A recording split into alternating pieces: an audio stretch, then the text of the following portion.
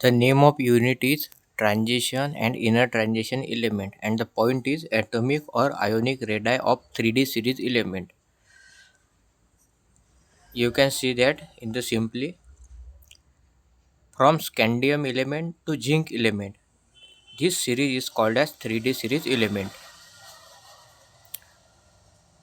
Scientists give us the data about the atomic radii and ionic radii to us. The atomic radii measured in picometer. You can see that this is the scandium atom and the atomic radii is 144 picometer. And this is the zinc atom having atomic radii 125 picometer. On the basis of this digit, we can conclude that the atomic radii decreases from scandium to zinc. Now this is the ionic radii. We know that this scandium contain 2 plus charge, means this is the cation. Cation means simply this is the ion, and the radii of ion is called as ionic radii. This is the scandium 2 plus cation, and this is the zinc 2 plus cation. And this is the data given us by scientists. Scandium 2 plus ion have ionic radii 95 picometer, and zinc 2 plus cation having ionic radii 83 picometer. Then we can conclude that the ionic radii decreases from scandium 2 plus cation to zinc 2 plus cation. देखिए unit का नाम है transition and inner transition elements, और point है atomic और ionic radii of 3D series element. इस पर आपको 2 मार्क के लिए क्वेश्चन पूछा जा सकता है कि explain the atomic and ionic radii of 3D series element. तो जो 3D सीरीज है स्कैंडियम टू जिंक, यह जो एलिमेंट है इन्हें हम 3D सीरीज एलिमेंट कहते हैं। तो इन सीरीज में जितने भी एलिमेंट है अगर वो एटॉमिक फॉर्म में हो, मतलब न्यूट्रल एटॉमिक फॉर्म में हो, तो उनके एटॉमिक रेडाई के डिजिट्स के आधार पर हमें यह बताना है कि यह atomic radii scandium to zinc यह डिक्रीज हो रही है। आयोनिक रेडाई मतलब अगर यह न्यूट्रल एटम अगर कटायन के फॉर्म में हो, मतलब आयंस के फॉर्म में हो। और एक बात आप मेमोराइज कीजिए कि साइंटिस्ट लोगों ने हमें बताया कि जितने भी जब हम किसी सीरीज में आयोनिक रेडाई निकालते हैं तो उस सीरीज में जितने भी एलिमेंट्स हो वह सभी का ऑक्सीडेशन स्टेट सिमिलर हो। यह बात हमें साइंटिस्ट लोगों ने बताई है, यह बात आप मेमोराइज कीजिए।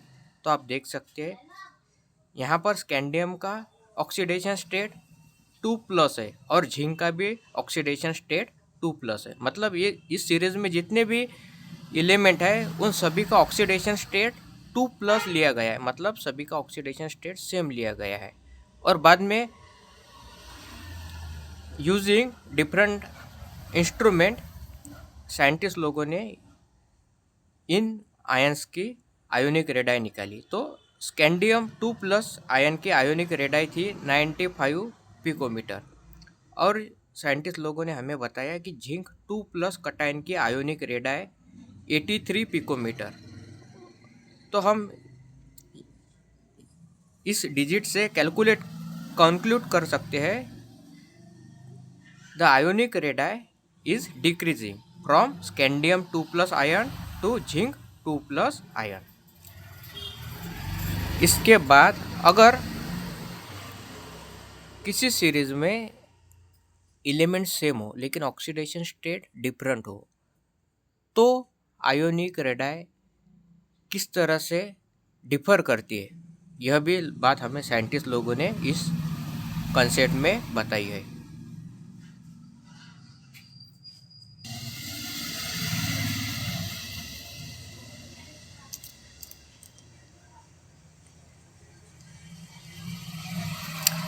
X-ray crystallography instrument used to determine atomic and ionic radii of element। देखिए, साइंटिस्ट लोग जो भी हमें डाटा देते हैं एटॉमिक एंड आयोनिक रेडाई, वह डाटा साइंटिस्ट लोग लेबोरेटरी में इंस्ट्रूमेंट मतलब जो मशीनरीज है उसका इस्तेमाल करके निकालते हैं, और उसके लिए जो इंस्ट्रूमेंट यूज़ किया जाता है उसका नाम है एक्सरे क्रिस्टलोग्राफी। आप यह बात मेमोराइज कीजिए regarding NEET and JEE examination. अगर इस तरह से क्वेश्चन पूछा जाए, which instrument use to determine the data of atomic and ionic radii, तो उसका आंसर होगा एक्सरे क्रिस्टलोग्राफी। यह जो मशीनरी है, इस मशीनरी की मदद से साइंटिस्ट लोग atomic and ionic radii of element, इसका जो डाटा है वह निकालते हैं।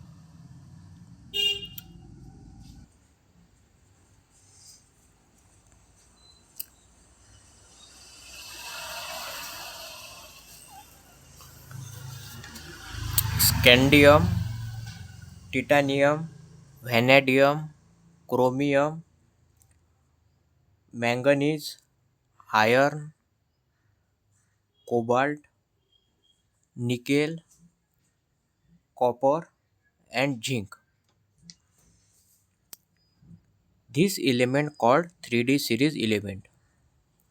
देखिए क्वेश्चन में क्या पूछा गया है, atomic and ionic radii of 3D series element. तो सबसे पहले हमें आंसर में 3D सीरीज एलिमेंट्स कौन से है यह भी लिखना होगा। तो आपको आंसर में लिखना होगा, आपको उस सभी एलिमेंट्स के सिंबल लिखने होंगे इस तरह से, और उसके नीचे अगर पॉसिबल हो तो आप उसका एटॉमिक नंबर भी लिख सकते हैं, और नीचे एक सेंटेंस लिखना है, this element called 3D series element.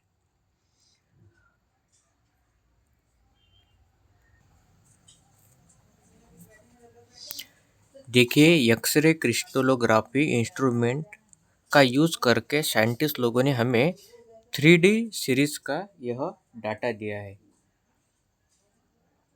Atomic radii of 3D series element, जिसमें स्कैंडियम टू जिंक डाटा दिया गया है।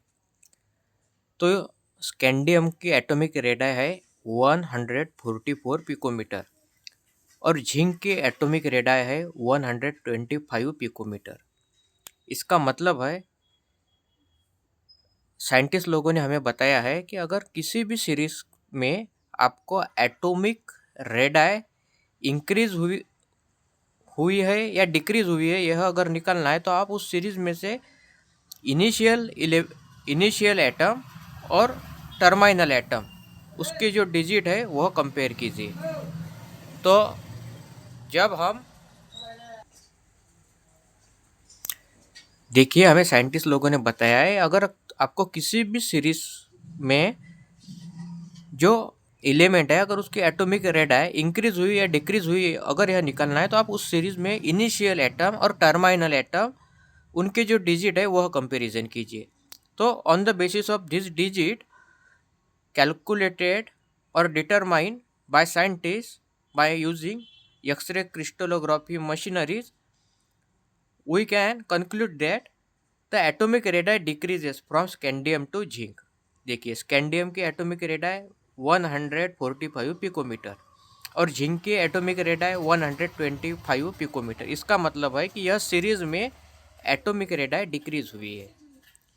इस तरह से आपको ये सीरीज लिखनी है, और अगर आप पॉसिबल हुआ तो आप यह दो डिजिट मेमोराइज कीजिए, स्कैंडियम 144 पिकोमीटर और जिंक 125 पिकोमीटर। और आपको इस तरह से सेंटेंस लिखना है, atomic radii decreases from scandium to zinc. आप इसमें और एक सेंटेंस ऐड कर सकते हैं जो साइंटिस्ट लोगों ने हमें बताया, आप यहाँ पर देख सकते हैं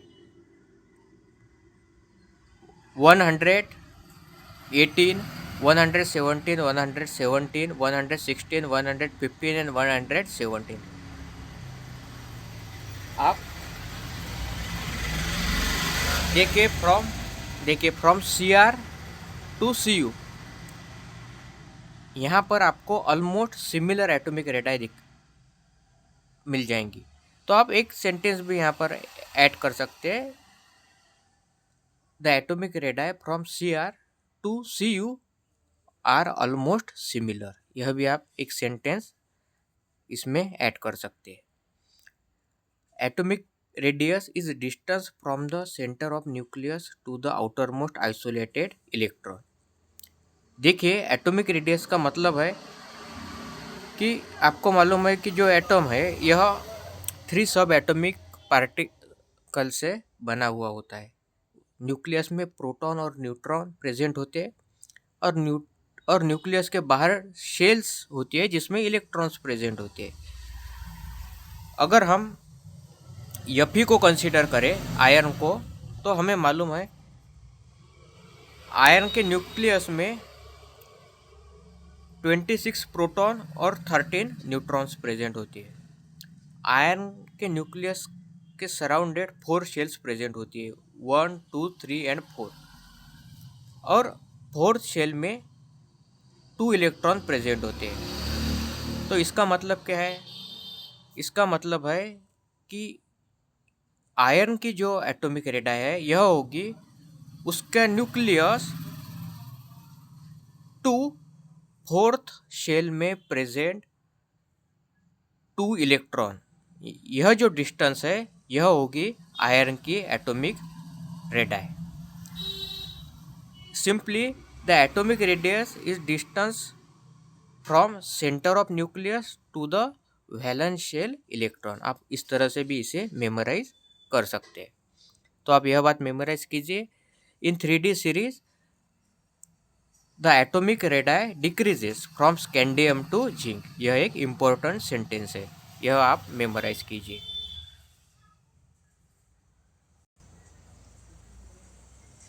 ionic radii of 3D series element scandium 2 plus cation having ionic radii 95 picometer and the terminal cation zinc 2 plus cation having ionic radii 83 picometer. On the basis of this digit we can conclude that the ionic radii decreases from scandium ion to zinc ion. And the important point is all ions.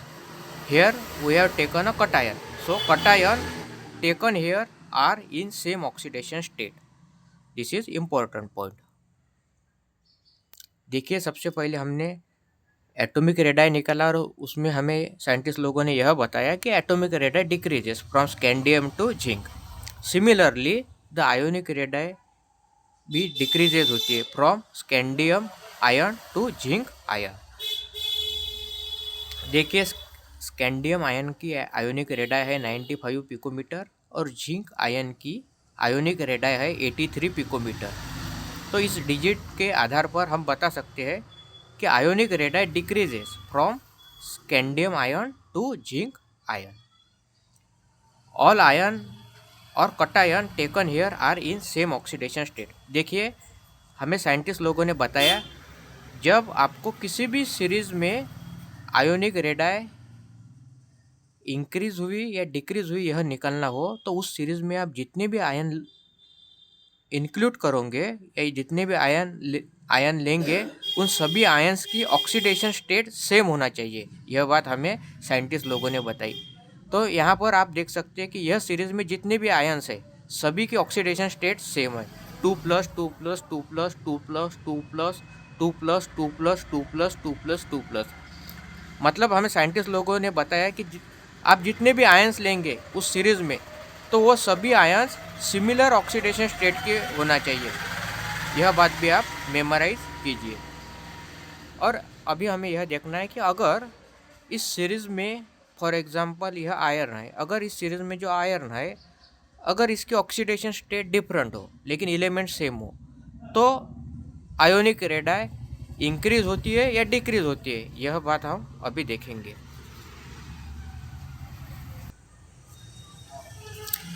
देखिए, this is Fe2 plus cation. इसका मतलब है कि यह जो neutral Fe atom है उसने 2 electron loss किए। हमें मालूम है Fe मतलब आयरन। आयरन का जो न्यूक्लियस है उसमें 26 प्रोटॉन प्रेजेंट होते हैं और 30 न्यूट्रॉन्स प्रेजेंट होते हैं, और उसके सराउंडेड 4 शेल्स होते हैं। n is equal to 1, n is equal to 2, n is equal to 3, n is equal to 4। ये शेल की नंबरिंग है जिसे कैपिटल के, एल, एम, एन लेटर से हम डेसिग्नेट करते हैं। जब neutral Fe atom 4s orbital में से 2 इलेक्ट्रॉन लॉस करता है तब वह Fe2 प्लस कटायन में कन्वर्ट हो जाता है। अभी हमारे पास जो स्क्रिप्ट है उसमें Fe2 प्लस कटायन प्रेजेंट है। अभी हम Fe2 प्लस कटायन और Fe3 प्लस कटायन की आयोनिक रेडाई में क्या डिफरेंस है यह देखेंगे। तो आप देख सकते हैं यहाँ पर, ये देखिए Fe2 प्लस कटायन जिसमें 4 शेल्स प्रेजेंट होती है, लेकिन जो 4 शेल है यह इसमें अभी इलेक्ट्रॉन अब्सेंट है, इसलिए जो इलेक्ट्रॉन बचे हुए हैं यह थर्ड शेल में है, क्योंकि न्यूट्रल Fe एटम ने 2 इलेक्ट्रॉन लॉस कर चुका है, इसलिए वह Fe2 प्लस कटायन में कन्वर्ट हो चुका है।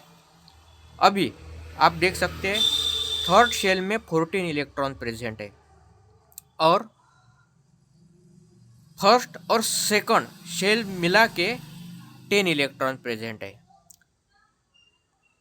शो मोर रिपल्शन बिटवीन इनर 10 इलेक्ट्रॉन। देखिए यह जो इनर शेल के जो 10 इलेक्ट्रॉन है एंड आउटर 14 इलेक्ट्रॉन, और जो ये बाहर के शेल के जो 14 इलेक्ट्रॉन है यह अभी रिपल्शन करेंगे। इसका रीज़न क्या है, देखिए इलेक्ट्रॉन पर नेगेटिव चार्ज होता है। अब यह नेगेटिव चार्ज जब आमने सामने आएंगे तो यह दोनों भी नेगेटिव चार्ज एक दूसरे को रिपल्शन करेंगे, और रिपल्शन करने के जब वो रिपल्शन करेंगे तो क्या होगा कि यह जो शेल्स में के जो इलेक्ट्रॉन है यह अगर रिपल्शन ज़्यादा हो तो ये शेल्स के जो इलेक्ट्रॉन है यह पेनल्टीमेट शेल से दूर जाएंगे। इसका मतलब है कि आयोनिक रेडाई बढ़ेंगे, और इसी इफेक्ट को शील्डिंग इफेक्ट और स्क्रीनिंग इफेक्ट कहते हैं। देखिए सिंपली शील्डिंग इफेक्ट और स्क्रीनिंग इफेक्ट का मतलब है इनर शेल्स के जो इलेक्ट्रॉन है वह आउटर शेल्स के इलेक्ट्रॉन को रिपेल करेंगे, और इसी इफेक्ट को साइंटिस्ट लोगों ने शील्डिंग इफेक्ट या स्क्रीनिंग इफेक्ट कहा गया है। जितना ज़्यादा रिपल्शन होगा उतना ही पेनल्टीमेट शेल से वैलेंस शेल के इलेक्ट्रॉन दूर जाएंगे और आयोनिक रेडाई बढ़ेंगी। यह बात आप मेमोराइज कीजिए। अभी देखिए Fe2 प्लस कटायन में 10 इलेक्ट्रॉन्स इनर साइड है और 14 इलेक्ट्रॉन्स आउटर साइड है।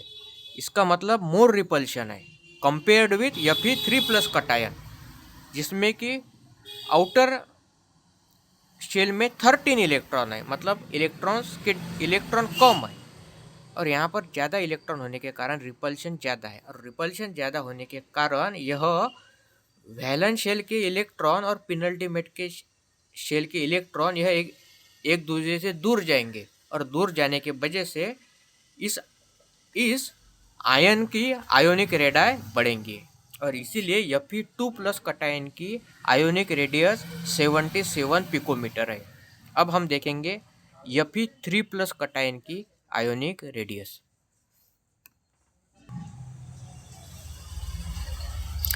देखिए यह Fe3 प्लस कटायन है। जब neutral Fe atom 4s orbital में से 2 इलेक्ट्रॉन लॉस करता है और 3d ऑर्बिटल में से 1 इलेक्ट्रॉन लॉस करता है, इस तरह से जब वो टोटल 3 इलेक्ट्रॉन लॉस करता है तब neutral Fe atom Fe3 plus cation में कन्वर्ट हो जाता है, जो अभी Fe3 प्लस कटायन के फॉर्म में है। अभी आप देख सकते हैं इसकी जो थर्ड शेल है जिसमें 13 इलेक्ट्रॉन है, और जो इनर शेल्स है फर्स्ट और सेकंड इसमें टोटल मिलाकर 10 इलेक्ट्रॉन है। Show less repulsion between inner 10 electron. देखिए फर्स्ट और सेकंड शेल में 10 इलेक्ट्रॉन्स है एंड आउटर 13 इलेक्ट्रॉन, और थर्ड शेल में 13 इलेक्ट्रॉन है, और इलेक्ट्रॉन में निगेटिव चार्ज होने के कारण रिपल्शन जारी है। This effect called shielding effect और स्क्रीनिंग इफेक्ट। इसी इफेक्ट को हम स्क्रीनिंग इफेक्ट और शील्डिंग इफेक्ट कहते हैं। तो अभी क्या होगा देखिए Fe3 प्लस कटायन में आउटर शेल में 13 इलेक्ट्रॉन है, इसका मतलब इलेक्ट्रॉन कम है कंपेयर्ड विथ Fe2+ कटायन। और इलेक्ट्रॉन कम होने के कारण यहाँ पर इनर शेल के इलेक्ट्रॉन और आउटर शेल के इलेक्ट्रॉन्स में जो रिपल्शन है वह कम होगा, और रिपल्शन कम होने के कारण वैलेंस शेल इलेक्ट्रॉन और पेनल्टीमेट शेल के इलेक्ट्रॉन इसमें जो डिस्टेंस है यह कम रहेगा, और यह डिस्टेंस कम होने के कारण Fe3+ कटायन का जो आयोनिक रेडाई है यह कम रहेंगी compared with Fe2+ cation. Ionic radius 65 pm। तो आप सिंपली यह बात मेमोराइज कीजिए, अगर एलिमेंट सेम हो लेकिन ऑक्सीडेशन स्टेट डिफरेंट हो तो आयोनिक रेडाई कम होगी या ज़्यादा होगी, यह डिपेंड है वैलेंस शेल में कितने इलेक्ट्रॉन प्रेजेंट है इस पर। अगर वैलेंस शेल में ज़्यादा इलेक्ट्रॉन प्रेजेंट हो तो रिपल्शन ज़्यादा होगा वैलेंस शेल और पेनल्टीमेट शेल और एंटी पेनल्टीमेट शेल में प्रेजेंट इलेक्ट्रॉन में, और आयोनिक रेडाई ज़्यादा होगी।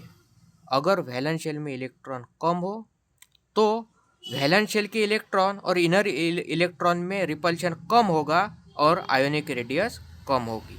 यह बात हमें साइंटिस्ट लोगों ने बताई, इसीलिए यहाँ पर रिपल्शन कम है, इसीलिए इसकी आयोनिक रेडियस 65 पिकोमीटर है, और यहाँ पर रिपल्शन ज़्यादा है, इसीलिए इसकी आयोनिक रेडियस 77 पिकोमीटर है। यह बात आप मेमोराइज कीजिए।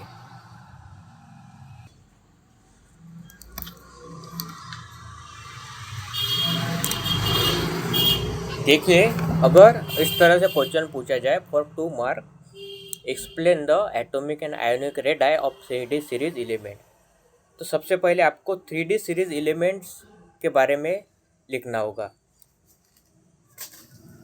स्कैंडियम टू जिंक, यह जो सीरीज है इसमें जो भी एलिमेंट है इसका आपको सिंबल लिखना होगा, और हो सके तो उसके नीचे आप एटॉमिक नंबर लिखे और उसके नीचे लिखे आप this elements called 3D series element. आपको यह भी लिखना होगा कि x-ray crystallography instrument use to determine atomic and ionic radii of element. जो साइंटिस्ट लोग हैं वो जब भी किसी भी सीरीज में या किसी भी एटम या आयंस की जब एटॉमिक रेडाई निकालते हैं तो एक्स-रे क्रिस्टलोग्राफी नाम का एक इंस्ट्रूमेंट होता है लेबोरेटरी में, उस एक्स-रे क्रिस्टलोग्राफी इंस्ट्रूमेंट का यूज करके साइंटिस्ट लोग एटॉमिक एंड आयोनिक रेडाई निकालते हैं।